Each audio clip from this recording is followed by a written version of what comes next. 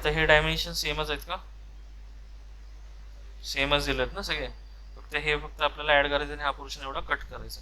तर आधीचाच पार्ट आपण काय करू, ओपन करू. ओके, की प्लेट ओपन केला आणि ह्याला जाता इथे मी फाईल सेव्ह ॲज मध्ये जातो. सेव्ह ॲज मध्ये नाव काय, पिस्टन रॉड. म्हणजे आधीचा पार्ट तसाच राहणार, आधी सेव्ह ॲज करून घ्यायचं आणि त्यानंतर मग काम चालू करायचं. Piston rod. ओके, इथे काय नाव चालवलं, पिस्टन रॉड. ओके, आता 45/8चा रेक्टँगल काढू. हा प्लेन सिलेक्ट केला, स्केच मध्ये जायचं. त्यानंतर मग त्याचा प्रोजेक्ट 3D एलिमेंट करून घेऊ. ही लाईन कन्स्ट्रक्शन मध्ये टाकायची, कन्स्ट्रक्शन ऑफ करून टाकायचा, बाजूला क्लिक करून.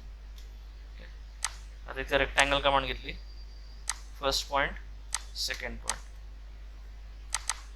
अपोजिट लाईन सिलेक्ट करायच्या, राईट क्लिक करून अलाउ सिमेट्री लाईन ॲक्सिस. कितीचं डायमेन्शन आहे हे, 45 आणि 8चं. हे झालं 45 आणि हे दिलंय 8चं. हा आपण पोर्शन कट करणार आहोत. एक्झिट केलं.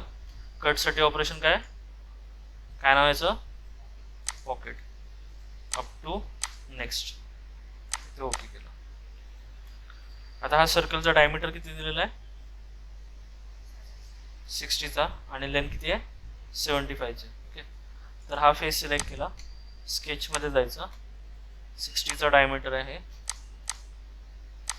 सर्कल काढला, 60चा डायमीटर दिला आणि त्यानंतर मग पॅड करायचं. पॉकेट नाही, पॅड कितीने, 75. एंटर.